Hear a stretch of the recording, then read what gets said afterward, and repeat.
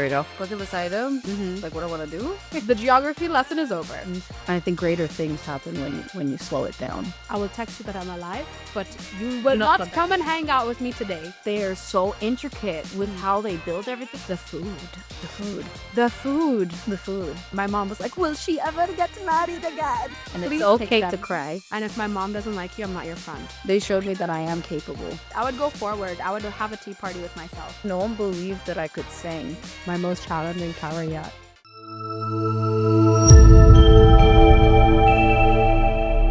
Assalamu alaikum and welcome to Press Pause with 𝐬𝐮𝐬𝐫𝐿. On today's episode, I have Fatima. Hi. If you tuned into our last episode, we spoke about music. We spoke about how she gets into music. We spoke about, our lives. So tune in. Anyways, are you ready for the first part of the podcast? Okay. So in 1 minute, you just tell me the first word that pops into your head. Oh, okay. When I say a certain word. Okay. Ready? And dinner.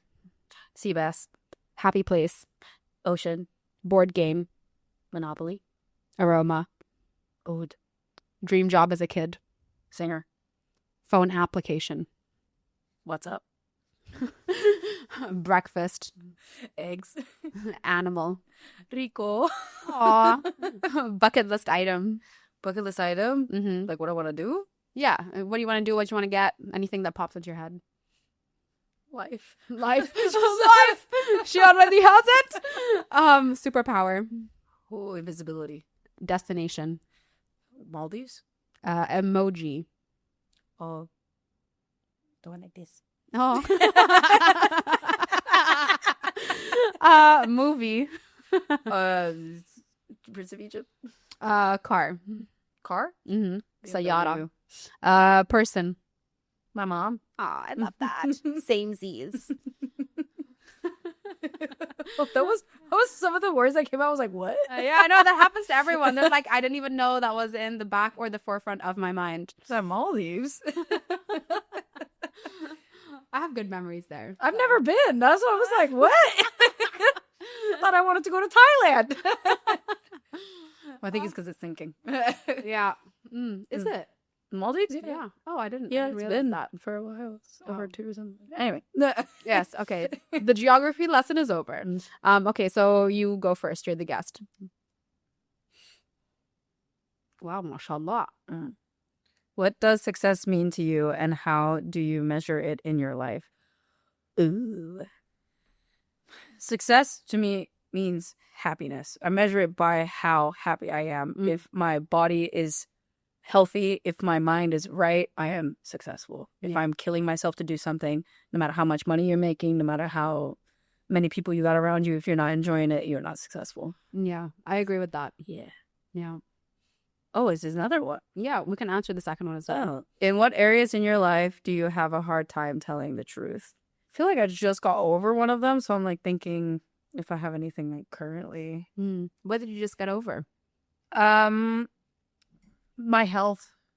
I'm like a hard time telling people about my health, like about how, like I get injured, and because I don't want to be a burden, but I also don't want to be excluded from things. Because like I have had times where I've lost people because I didn't want to be around an injured person. Oh. Yeah. So instead of like, actually fully resting and fully like owning that, I would push myself, and so I would just keep getting injured. And that's why I told you, I was like, I canceled a bunch of things because it's like a new thing for me to be like, no, I actually can't do it. Like I actually can't be on shoot for this long, or I can't, whatever, just to give myself some time. So I'm just getting over that. Well, I'm proud of you for that. It's something I've also incorporated. So for the first question about success, I agree with you. Contentment is really important. And I feel like specifically my full-time job is an air traffic controller, and I've done it for 12 years and I'm getting tired. Like, girl, like, alhamdulillah, the money is good. Even though I haven't had a pay raise in 10 years, do better. Do better. Your pilots are following what I say, and they're getting paid more than me at this point, which is really, really upsetting because I'm working with a lot of aircraft. But, I still go to that job and I still push my body and push my circadian rhythm and disrupt it because I want to serve my country, but also it's like the recognition for that isn't there. And, it is very draining. So I feel like I am allowing myself to get tired for the sake of a paycheck. But then I'm like, okay, what can I do to find joy outside of that? So what can the paycheck fuel? Hence the podcast, hence me doing stand-up, hence me going boating with my dogs. Like, do I need to do it? Yes, for my mental health. And I have the capability, why not? You know? So that would be the success aspect where I'm trying to navigate that, because also, like, at the end of the day, air traffic controllers, we are like sat down adrenaline junkies. Don't ask me to do a skydive, but while I'm sitting and working, it is liberating. Yeah, I mean, yeah, you're controlling the air. Yeah, until it's not. And then it does, like, the fatigue does come in. So it's really important to protect your time and energy and peace. And then that goes into what you mentioned about setting those boundaries of, actually, at this time I can't. So, like, yeah, I mean, I would burn myself out just because of how excited I was just to be invited in the room. Yeah, so I understand that. I would just set it aside, and it's gotten me into more trouble than it has more joy. So, and not worth it at the end of the day, because then when you're so completely burnt out and your nervous system's going absolutely haywire, you're just anxious, you're depressed, you can't sleep, you're not taking care of yourself, you can't look at yourself anymore. Yeah. So it's like, yeah, and you're not happy. You're not happy, and people can tell too, and be like, "Oh, you good?" And you be like, "I'm good. I'm good. I don't know what you're talking about." It doesn't reach your eyes and you say that. Yeah. No, your eyes never lie either. Exactly. So, yeah. But yeah, I agree with you. Like, I would get really excited about being asked to speak at a public speaking event or something, or like a really big conference, and then I decided, no, unless you're going to pay me, I'm not showing up anymore. We've gotten very used to the fast life. Yeah. And I think there is good in slowing down. I think it allows more time for the creativity, more time for things to happen, time to breathe, just in general. And I think greater things happen when you slow it down. Yeah. Yeah. Exactly. Okay. You can put that one at the top, and then I'll pick a block. All right. What do you do to press pause? What do I do to press pause? I go to the beach. I touch grass. It's very simple. Grounding. I don't do anything crazy. I make sure I sleep. I play with my dog. I don't look at my phone. Yes. I also, it's not even just look at my phone. I don't think about what I have to do. I don't think that I have to be writing songs, or I have to be, organizing this or making content for this or whatever. I just go zero. There's nothing happening in my mind. I love it. Yeah. Yeah. Exactly. I call them do nothing days. So once a month, I actually schedule that in my calendar. Once a month? Once a month. Girl, I do it like all the time. Yeah. I wish I could. I gotta press pause. Well, you can't, well, not to insert myself really, but I was living a very busy life, 9 to 5, and also doing music full time. So it was like a 24-hour clock going, and that was burning me and it was breaking me. And so I find now, even when I get really busy, I can spend 5 minutes. I can spend 10 minutes just to breathe and meditate, and just, like, that's another way. It's really more so about clearing your mind of the things for just a little bit of the day, every day. Yeah. Rather than being like, I have to go to this certain place to do it and whatever. Like, if I can't go to the beach, I bring it here, honestly. Oh, wow. Yeah, I even have, like, I wrote on my window, like, the ocean is calling, pick up. Like that. So that I can't go, I just kind of just like, okay. Yesterday I couldn't go. I wanted to go, but my shoulder was hurting too much. And I'm like, I'm so tired to even drive to the beach, even though I know it'd be beneficial once I get there. Yeah.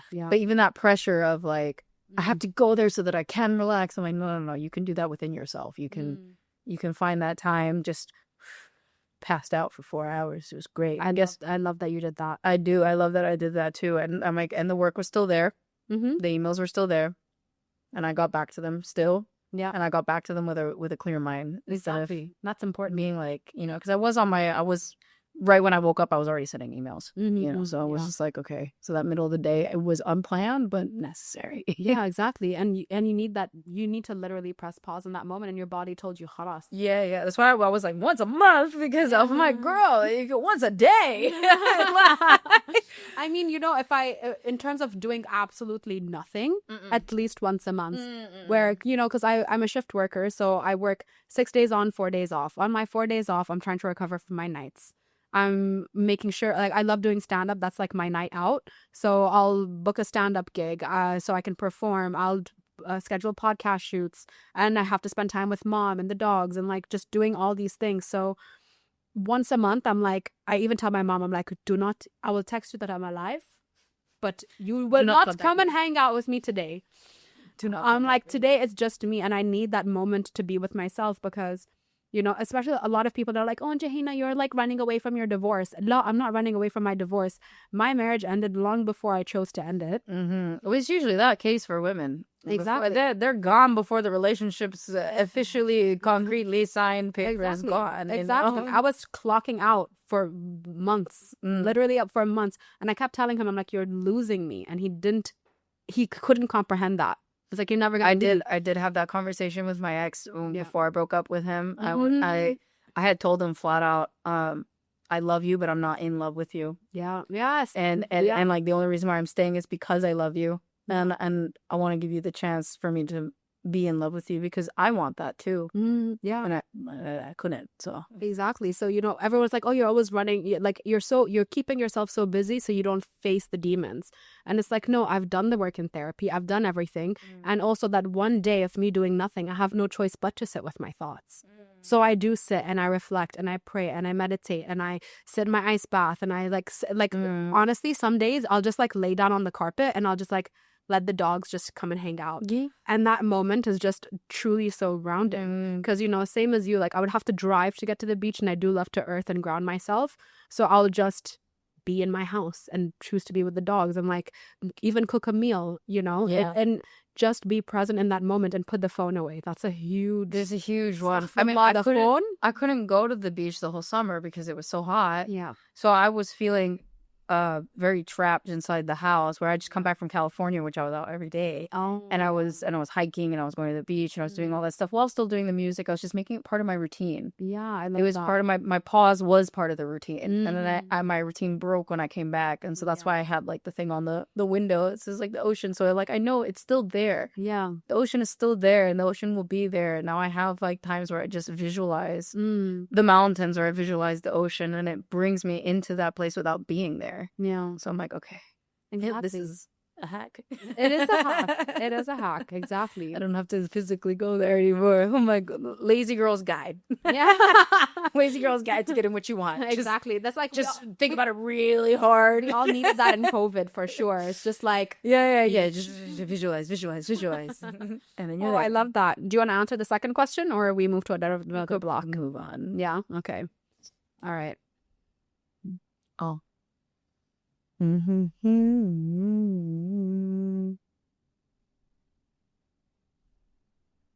This is hard to do when I can't like get up. Oh yeah. It's part of the challenge. Are you right-handed? Yes. Okay. That's part of why the guest seat is on that side. So I'm forced to be left-handed when I play the game. Oh, okay. Yeah, excuses. So when she loses, she's like, it was my left hand. It was my left. Oh, this is really interesting questions. Describe a light bulb moment where you fully recognized a past moment shaped you. How a past moment shaped you. Fully recognize how a past moment shaped me. I'm trying to think of a situation. I think honestly, it's when I wrote this EP after the fact, when it was all done, and I'm like working on the album now. And a lot of the album is finished too. And I think I did have that moment where I was just like, oh, you've grown so much. Like when I was talking about Toxic Love and LCS, like how it was very similar words, but completely different meanings. Yes. You know, that was I think that, does that answer it? Yeah, it does. And if you want the full story, tune into the last episode. Share a memory that brings you a profound sense of nostalgia and what it signifies. You know, it's really funny, this one, and I think it has to do with me being a kid and then not being there until I was an adult. But when I went back to Honduras recently, I hadn't been there in 22 years. Oh, wow. Yeah, and I went there and it was kind of like this flood of just like the smells and like the house and everything that was like around. It just gave me this sense of nostalgia and I could put like the pictures out in real life. And so I'm like that. I love food too. But yeah. For me, the nostalgia story definitely comes with food. So mom and I have traveled around Africa, and we went to go see family and like her aunts, so my grand aunts, and the food. Girl, like how I didn't gain weight that trip was beyond me. And like I just walked everywhere. Me too. That was the only way. I didn't gain weight when I was in Honduras, but it was also another part is because I don't eat pork. And Hondurans love chicharron, and they love to cook with the pork fat. And I am like, I don't like that. Fair. I just don't like pork. It's just like really a simple thing, and like my stomach can't even digest it. So I'm like, no, nope. So I did eat a lot of stuff, but I had to make sure that there was no pork fat stuff because I made the mistake and I paid for it. Oh no! Ouch! Yeah. Sounds painful. Yeah, it was, but she was skinny. That hourglass. I don't know, flat stomach. I got home, boom, I shawarma. I went straight to get some kebab at Safahan Nights, man. Like, that's the way to go, girl. 1,000%. I think the first place I stopped was Seashell, actually. Yeah, Seashell's the best. I came over, I was like, I will have one paratha with the zinger. Yeah, and I put the fries aside. I was like, put fries aside, and then I would like one @𝐼𝐸𝐴𝐵𝐸. Bidun sukkar. I love it. Yeah, no, zinger paratha is my go-to in any cafeteria. Oh, it's so good. Any cafeteria. Yeah, I enjoy food. Was it Burger Junction's really good too? Is it in Abu Dhabi? Yeah, it's a cafeteria. It's like Seashell, but I will say their fries are better. Oh, I need to go try. Like, I hate to say I will. I need to. This is like a post night shift moment. Yeah, of like those creeping up there. Like, yeah. I love that. What was the other question? It was the nostalgia. Oh, past moment that shaped you. For me, the past moment that I think shaped me was also similar to me. Just looking back, like, you know, in my 20s, I think in my early 20s, I was just this like rebellious child because I didn't get to be a child when I was younger, you know. So when I graduated and became an air traffic controller and I was making my own money, I was like, now I'll spend it. So I was like traveling and going out, and I had like a really vibrant social life. And then, you know, I had that, but I was also studying at the same time. And I always felt the need that I have to be at every party and at every social gathering, and I need to know what's up with everybody. And like and it wasn't like nosy auntie vibes. It was more like, you know, I felt the need to catch up with everyone all the time and prioritize them and what they need. For what? For who? For who? And then when I would go through something or that would not be the most positive, where are the people that showed up for me in that? They were really happy to take, but not give back. So right, and it's because you set yourself up that way. Exactly. And I didn't even realize that until that happened. So now I just protect my peace. And if my mom doesn't like you, I'm not your friend. Like, I swear to God. So my mom would meet these people and she's just like, triple L, no. Oh my God. And sometimes to their face, she's just like, I don't like you. Oh my God. And this is not like, she was like, no, chill. She's like, you know what? She's just like, no, gross. You know, and then I'm like, Mom, oh my God. And then because she didn't like them, I chose to like them more. And then that was, you know, that cycle. And it's because I was such a compliant and good, well-behaved teenager. So in my 20s, I was just like, I'm doing what I want. I'm going to do it with my adult money. And then now I've reached a point where if my mom doesn't like you, like if I've just met you and I'm like, oh my God, yes. Then I'll introduce it to my mom and my mom's like, no. I'm like, my mother said no. My mom. She don't like you. Yeah, exactly. And it's just like, my mama don't like you and she likes everyone. Yeah, exactly. And my mom doesn't like everyone, but if she specifically doesn't like you, get the bukur. Exactly. Like, you're not even the Roban. You have to take away the spirits. Take the spirit. You know, and that's the thing. So, you know, before I was ignorant to valuing the opinion of somebody who gives a crap about me, you know. Interesting. And now I'm just like, no, I'm choosing to see the very few people that I love and I value their opinion, and I'll keep them as close as possible. And then outside, it's a whole committee. Like, I have a group chat with my girlfriends called the Sore Tummy Committee, and it's the three of us, and we all have intolerances. So we had the same waist slimming situation when we eat gluten or dairy or anything like that. So I would text them and I'm just like, they're always saying, no new friends. And I'm like, yeah, no new friends. But maybe this one. And then we'll like go through them like a candidate with a CV. Oh it's my like, God. yeah, it's like, okay, do we like them enough? Okay. And then sometimes it's like, well, we don't like them, but you can be friends with them and learn the hard way. And that's what, yeah. And then that's what we've done. So I'll just pull myself away and I'm just like, I'm good. You can keep that friend. It's so crazy how we're all on this floating rock. And then it's just like, running a mess. Yeah, no, it is. It really is. And you know, so that's why I'm like, I'm choosing to protect my peace. Like even with the podcast, I'm so picky about who I would want to have on the show and who I want to learn from and hang out with, because it's literally like a recorded hangout, you know. And so that's the growth. Whereas before, at the start, when we first started recording, I was like, oh yeah, I'll just have whoever I follow online who I think would have something good to say, I'll have them on. And I did that for the first couple guests. And then I was like, no. If I don't vibe, I don't vibe. I don't care how famous you are online. If like it's the guest I'm shooting with tomorrow literally has no social media presence. That's great. At all. And I was just like, and I don't care about that. Whereas people are like, no, you need to chase the numbers. I'm like, I refuse. I mean, it's the same in music too. They're chasing numbers. Yeah.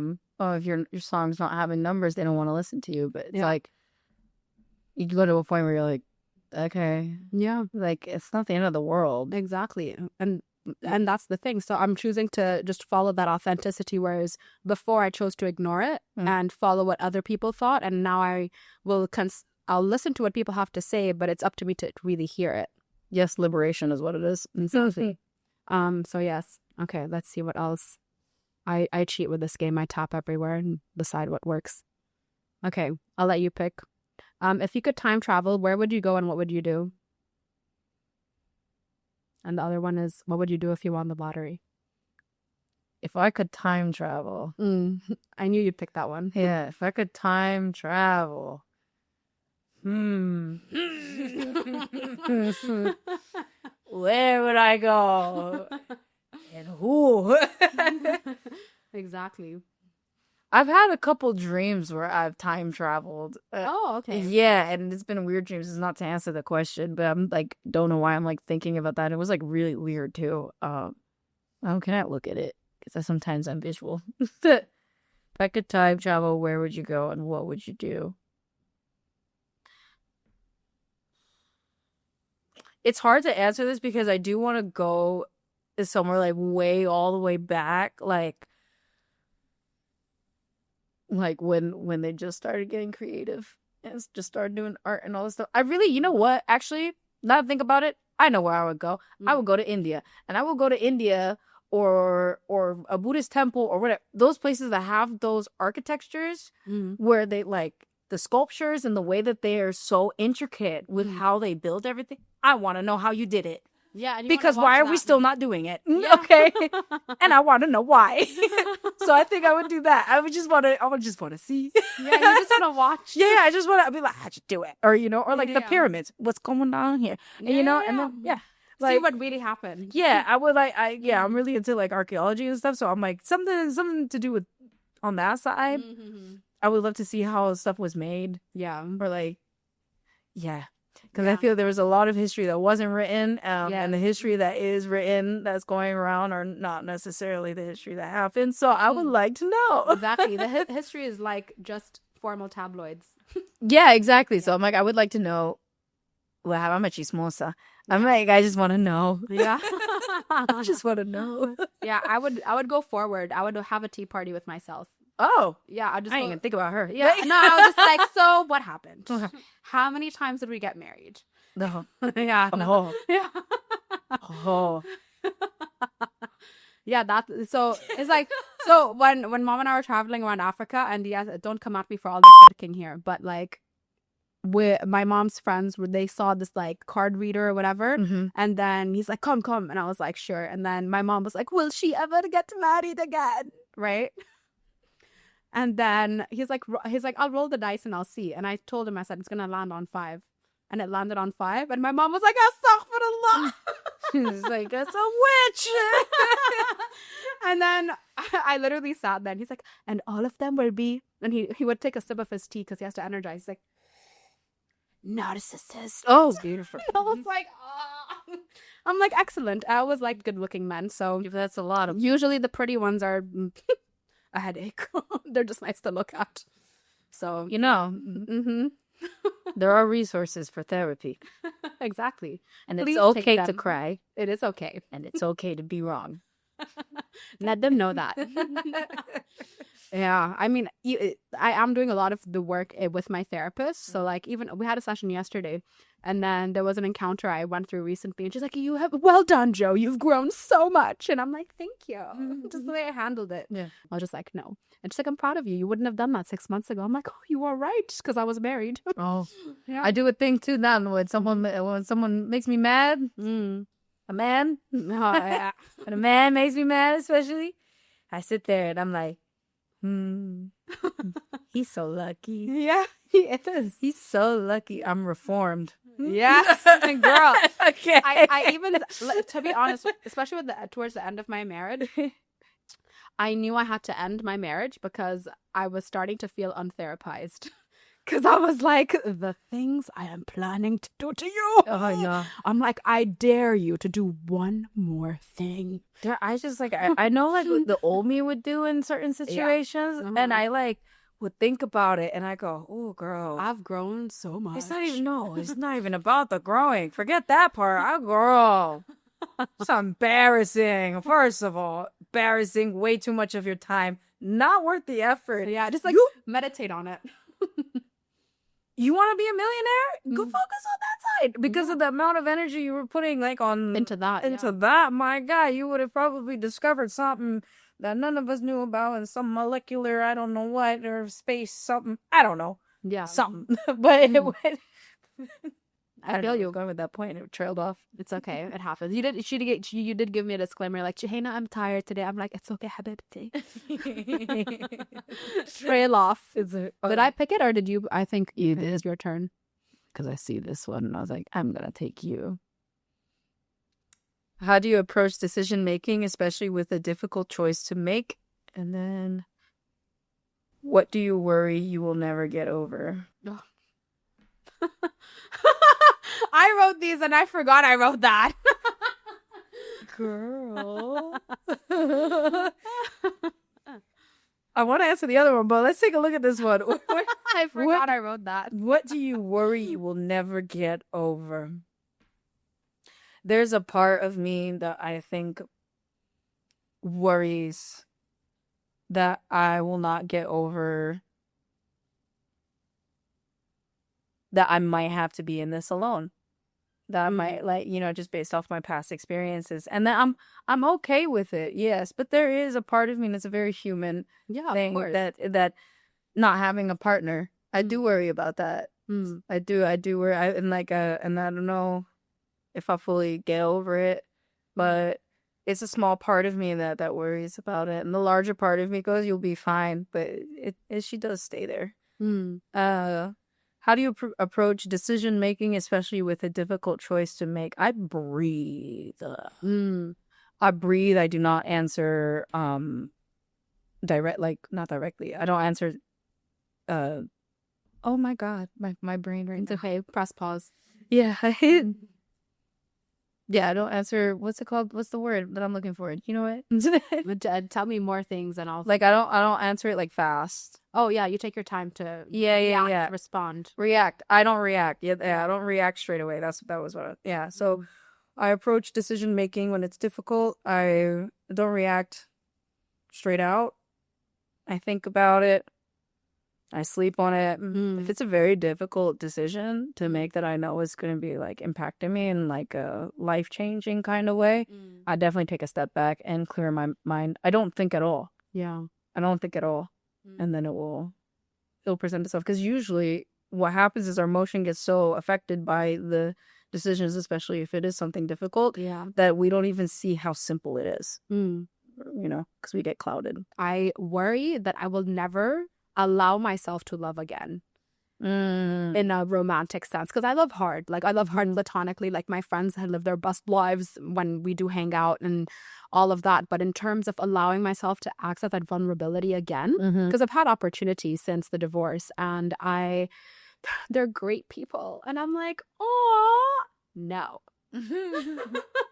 Like, truly, I'm like, you tick all the boxes. And, you know, there are even certain, but I can't help but compare them to my ex-husband, you know? So I'm just like, your insides are great, but you don't look like him. Your hand feels different. Like, so you're not fully over just like, you know, and by the time this episode airs, it would have been past a year of me. So maybe, I don't know, who knows? Maybe I'm with my next person by then, but I just feel like I had my first love, and then now I'm just like, cool. Is it really worth it to allow myself to experience that again? You know what? I will tell you something about that. I used to think the same thing because of how like messed up my relationship was, and how the trust and the love and the betrayal and all that happened in that. And then I had met someone who was the complete polar opposite in every aspect, look wise, height wise, thank God, and like all these things. And it's just like even though I'm not with that person, they showed me that I am capable of it. Yeah, even if it's not with them, I am capable because they showed me that. So like it does come when you allow yourself to do it, but take your time, honey. Yeah, exactly. This is after like 4 or 5 years. Yeah, exactly. That, you know. So I'm taking the time to heal. I'm just observing. So even when I do meet somebody who's interesting, I'm just like, okay, cool. I observe that. I notice that they are interesting. I observe how I feel around them, and also I sniff people. So I'll just. And like pheromones. Yeah, exactly. I'm like, are your pheromones making me moan? Like, you know, it's like, oh my God. We have to talk about the sniffing thing, because I will have people smell me all the time. Like, I was walking at a farmer's market. It was like in Malibu, okay? I'm walking, the security guard chased me down. He was like, ma'am, is that oud? Like, yeah. Whenever I travel, like, it's the same thing. Yeah, it's like what, like in New York, they'd be like, you smell like a garden. Like, and I'm like, I smell like a garden? Oh, you should we should book a flight. You should book a flight because this is pretty mild. Yeah, I'm like, you know, because you don't want to overpower the smells, right? And this is like, so people sniffing all the time, and I've had people like fully just take my they're take just like, my arm give me your and breath. smell me like this, and I do not like to be touched. Yeah, girl, this is like a thing about me that it's like it feels. It's not even disrespect. It just feels like it hurts. And I'm getting very irritated, especially when I'm not expecting it. So when it happens with my tattoos too, that people will like lift my arm and start doing this and that and whatever, and like being malleable with it. And I'm like, don't touch me. I don't like being touched. I like anticipated touching is fine. So I love a good hello and goodbye hug. Or like a greeting. If I'm not expecting it though, if it's in the middle of like, oh habibti, even if it's not intentionally like bad or whatever, like it's literally just a normal interaction, and I will, if someone goes like that on my knee, on my shoulder or whatever, just a simple like this, I'm like, why are you punching me right now? Like, so aggressive. No, for me, I'm just like, I get so uncomfortable and I just want to shrivel up. That's how it feels. And like my closest friend, she's a physical touch person, so she just my whole family is. Ew. Imagine, like, if we're sitting on the couch and if my sister is sitting like here, I will look at her and go, too close. You are like, I can feel you right now. I just like push my sister off with my foot. I don't touch her. Oh no, I don't touch her. I move. I'm like, you know what? I'll sit here. And if there's like a day, and there was one time she was like slightly touching me, and it was just a day where I was just like, it's okay, whatever. Her face was just like, oh, you had and she didn't want to breathe. She was just like, I understand that. That's how. And then I didn't want to take it away from her either. And I was just like, you know, I was starting to get irritated, but I was like, damn, this must be unconditional love. Yeah, I know. Yeah, my sister is the same. Like, and she likes to hug me in between. Ew, like we already said hello. Gross. So yeah, so for me, I'm just weird about it. But while I was married, I was totally fine with it. If anything, I had to constantly just the whole time. I'm just like, at least one. Well, it's because you felt safe with that person. Yeah, exactly. You know, until I didn't. So the minute I found out he was cheating, I was like, literally, don't touch me. Stay. Oh, I didn't stay in the house. I was like, I'm choosing to leave. Pack your stuff, and you're out in 3 days. Like I just. I couldn't. So, you know, in terms of all of that, so I just like, it's not my worry because in this moment I'm very content, but I'm just observing how I'm navigating. And I'm like, wow, how did I even allow myself to have that vulnerability with him in the first place? Because you loved him. know, And so- I feel like, you know what? Yeah. The more we ask ourselves why, you're never gonna really get down to the bottom of the why. Yeah, Just, like, true. just, you know, like, it happened. Things happened. And yes, it was bad, the good, the ugly, the all of it. And you're like, you know what? Thank you. No, thank you. Yeah. Never come again. And it's just like as soon as you really like get down to the bottom of those like lessons or whatever that if you wanna like put it as that, Yeah. you just the best thing you can do is forget. Yeah. But forget, but not do it again. Like Yeah, not exactly. recycle it. Like understand what those patterns and behaviors were before that and whatever. Exactly. Yeah. It's But it's the a why, process of that. the why, you're never gonna get to the real answer. Yeah, no, I agree with you. Like that's why even with even in the work I've been doing with my therapist, she's just like, you have to accept it as it was. You know, and I remember when I found out about the cheating and everything, I was like, I need to know everything. And then she's like, but do you? Yeah, because that's just a form of control. Exactly. And Yeah. she's like, but do you? And then I was like, no, she's like, and then she always tells me, she's like, stop, pause, and think about your answer. And I did that. And I was like, actually, I don't want to know. Like, God let me know just enough to know I should end it. Yeah. And that was it. And I was like, you know what? Alhamdulillah. So that's all of that. What was the other question? No, I think you answered both of Did them. I answer both? All right. Yeah. Is it my turn? Yeah, she answered both, right? Oh, okay. It's my turn. Okay. Thank you for paying attention. Okay. What role does curiosity play in your life, and how do you satisfy your intellectual curiosity? Oh, we spoke about this in the other segment. Like I like to learn for the sake of learning. Yeah. So if I just want to know something, I'll find out about it. Like the other day, I went into a whole rabbit hole of shiitake mushrooms just cause. Oh, okay. Yeah, What was the most interesting thing you learned? About shiitake mushrooms? Yeah. That if you boil them first Okay. and then like squeeze it all out and saute it, it's crispier and the umami comes out more. Okay. What's It's more umami for the flavor. Oh, Like okay, that, okay, like okay. that flavor bomb that mushrooms can get. Interesting. Yeah, and so it tastes more shiitake and more flavorful. And I was like, ooh, and I was telling my mom about it the other day. And I have a lot of like, I'm curious about everything. I started making jewelry just because I was just like, I'm curious. Are you wearing your jewelry now? Yeah. So this was part of an earring that I got in Honduras, and these are shells that I collected from Sadia. Oh, cute. And then this ring here is actually a shell that we all see all the time. I just shaved it. I just sliced them all into little halves so you can see the inside of the shell, but it's that like cone shell, that spiral shell. Yeah.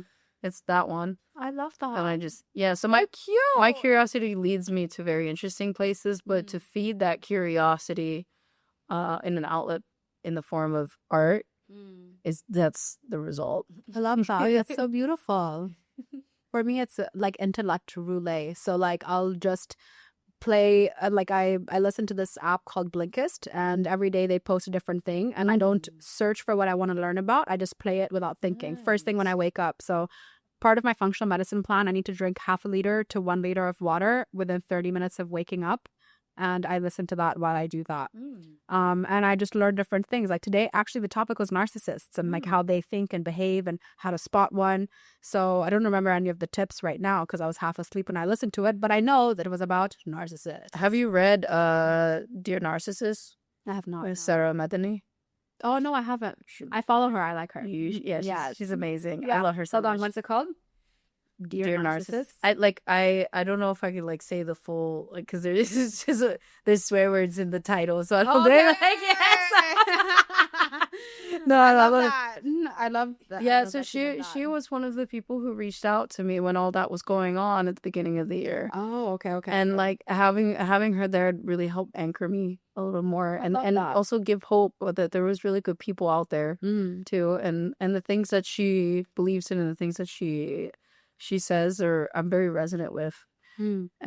So, and I look at her and I'm like, yeah, I could I could be me, man. Like I could just I love exist that. in that, because in her existence she spreads so much positivity and so much joy despite, Yeah, and I think that's such a beautiful thing. it is. So I'm like, that's how I want to live my life too. Just Yeah. I've been following her since before she went viral and popped off the way she has.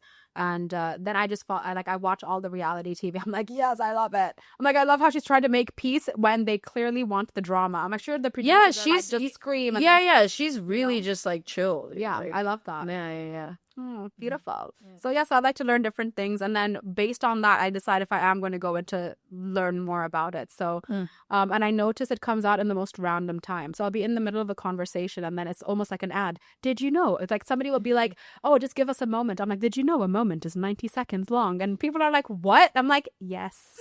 And then people challenge that, and I'm like, look at what the internet says. I was correct. So it's just random. So I don't realize how much I'm absorbing until something comes up and then I mention it. And people are like, oh. And then I'm like, and then there was one girl, like after the comedy show we had done, we were out and like I was with the guys and then they all brought their girlfriends and then the girlfriends were hanging out with me. They're like, so what do you do? I'm like, also stand up.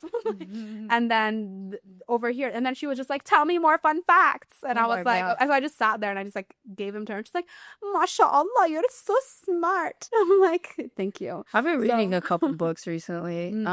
There's one is Braiding Sweetgrass. Really recommend. It's a great book. And then there's also, it was like the bio something of like the universe. So like neuroscience stuff. Oh, have you watched biocentrism? Do you know Dr. Tara Swart? Dr. Tara Swart. She's the neuroscientist. Her books are great. I think you'll really vibe with her. Yeah, I'll send it to you. Yeah, I've been reading a lot of that. And The Bodies Keep Score. That one's a really good one. Oh yeah, definitely. Your fascia holds everything. Okay. Yeah, and I have lipedema, so. You have a what? Lipedema. Oh, okay. Oh, I didn't realize that. Yeah. That's why she's so thick. Oh, I'm just thick because I eat. Because I eat. The other question is, what makes you feel the most alive and how often do you experience it? I feel the most alive when I clear my mind. Okay. To be honest, it could be anywhere. It happens when I'm at home. It happens when I'm driving. Because I don't feel that I have so much of the privilege to go to the environments themselves. And so I can't chase to feel alive because of an environmental aspect. So I've worked a lot on finding that inside. So like I don't like driving. Okay. It's just something I just don't enjoy it. And so when I'm driving, I start visualizing like mountains and then like different sceneries or whatever. And I do catch myself smiling. Oh, and I catch myself in that moment. But I think like the most alive really is on stage. I know it's cliche and it's whatever, but it really is, because I haven't been on stage in so long and I know the difference. And when I am on stage, I feel the difference too. And it's because there's this connectivity between me and the audience. And it makes it more concrete that like we're all in this together, and it just feels more human to me, that we're all just being in this moment together and feeling and receiving, and so I love that. But yeah, I try and bring that feeling into my visualizations if I can't be in the environment. Yeah, I understand that. I also understand the part about being on stage. For me, I actually always had a fear of public speaking, and I did not like being on stage to talk. But I did dance. So I danced from the ages of 4 until 18, and I did ballet. And I loved dancing on stage, no problem. But then to do public speaking, oh my God, I hated it. And I found out while I was on stage, I had a fear of it. Oh, really? Yeah, I didn't know. So that's the one thing. I never had a fear of public speaking. MashaAllah, like, may you forever to be like that. I would get nervous. Don't get me wrong. I like my first time ever sang like in front of people when I was like, it was 12. It wasn't the first time I sang in front of, no, it was the first solo I did. Yeah. Okay. I was 12 and I sang it, and I'm not telling you I'm not going. And it was the Jennifer Hudson version of it, because Dreamgirls had just come out.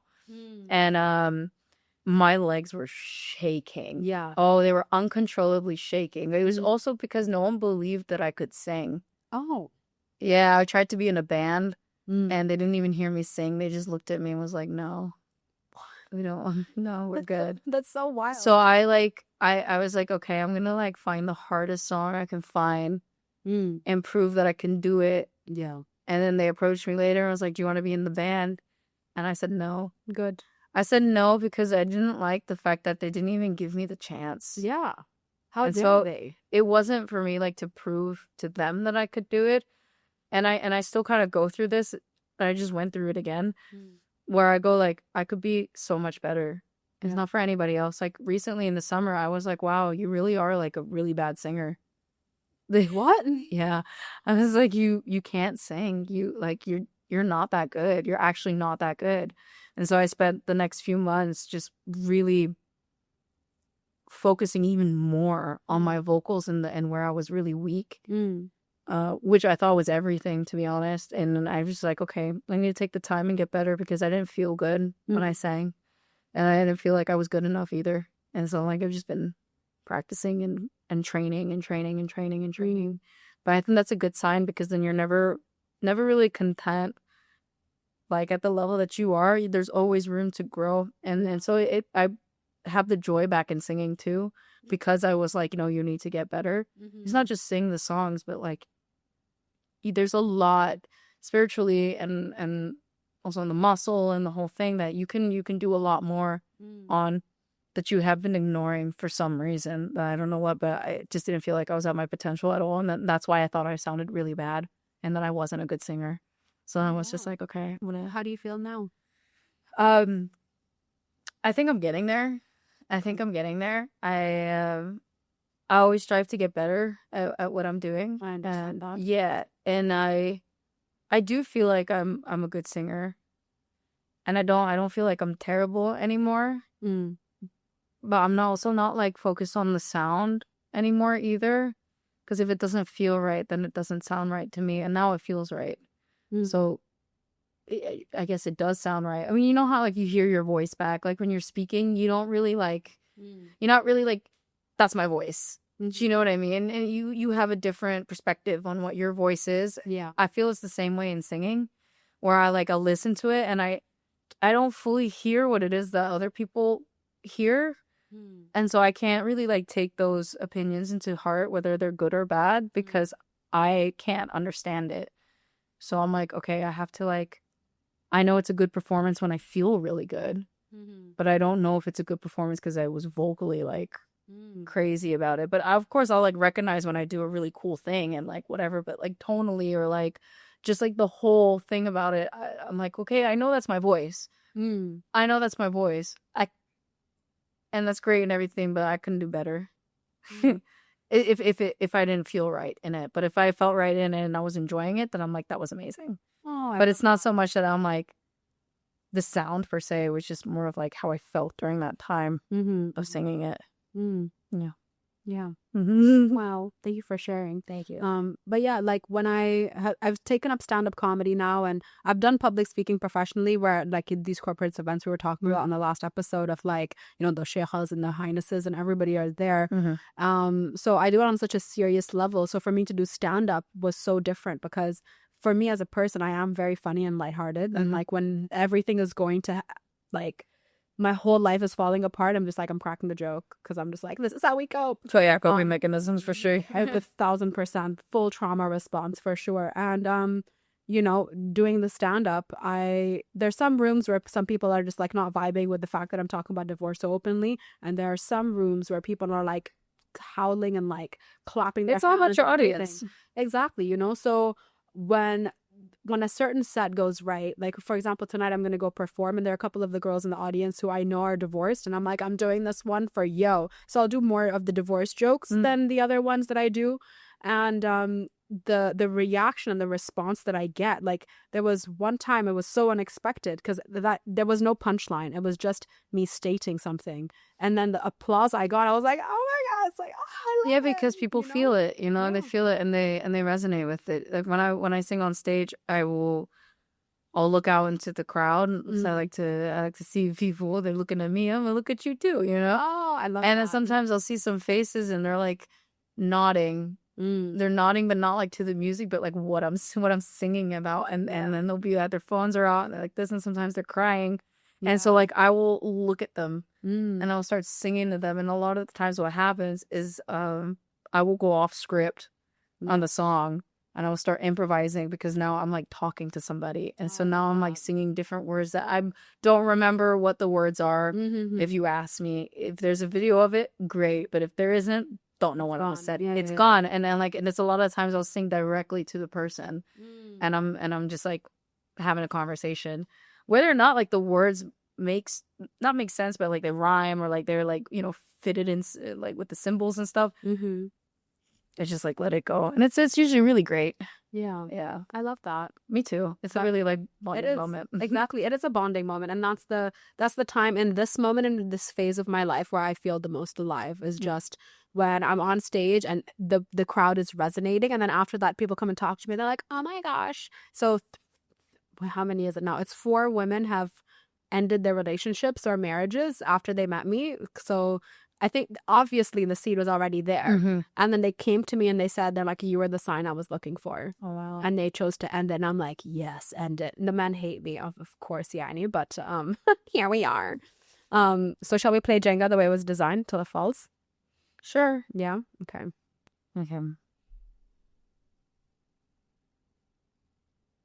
I still just want to read them. I don't even care. Oh, you do? Okay, well, you can do that.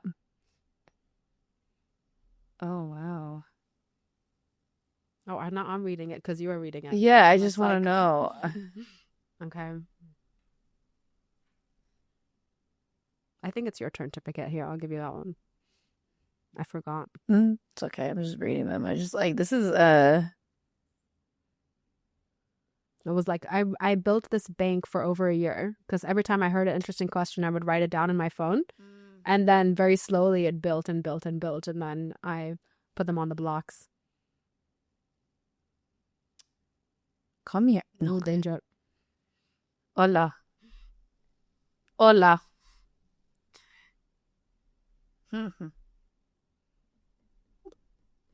Oh.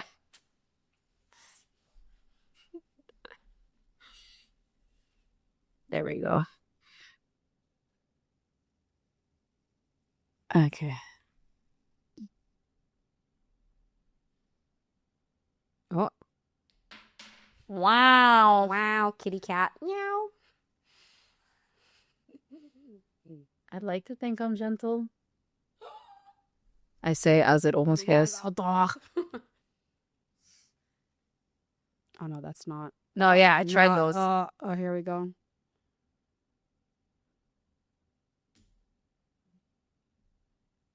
Only my right hand is sweating. Look at that sheen. Knock, knock. Who's there? Nope. Doesn't want to go. Oops. You can go past the last completed story, so we have the top of the tower as well. I want to make this complicated. Because if I get this, it'd be really good. It would be really good. We need cameras at all angles. Be more careful.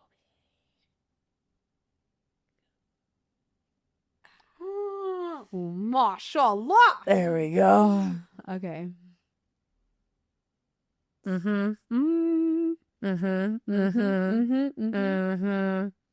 Oh. Hola. Double block situation. Okay. When it rains, it pours.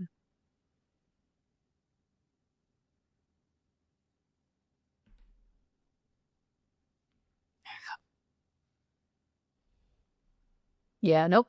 No. No. Oh.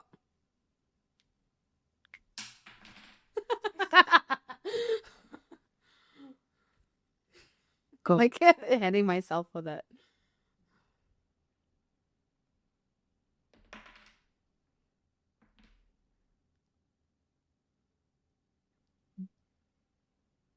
No, you can't do the 3 here. Oh, is it the 3? Oh, I thought it was the last completed story.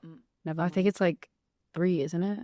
Yeah. I can't even remember. I had a cue card with all the rules on it. Wait. Focus. Oh no, this is very much danger. I forgot how to speak English now.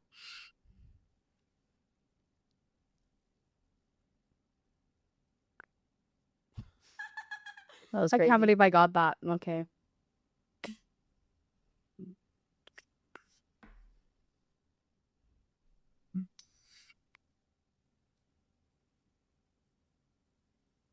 I'm trying to make this mad difficult. I don't know if you noticed. I was gonna say, I'm like, I think this has been my most challenging tower yet. Yeah, I don't mess around. No, you really don't. No. You said Jenga. I was like, when? I got you. It's not my first rodeo.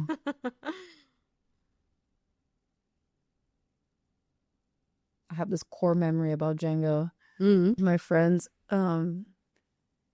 if I've met a friend in New York when I was like super injured. Girl, you put this in a way.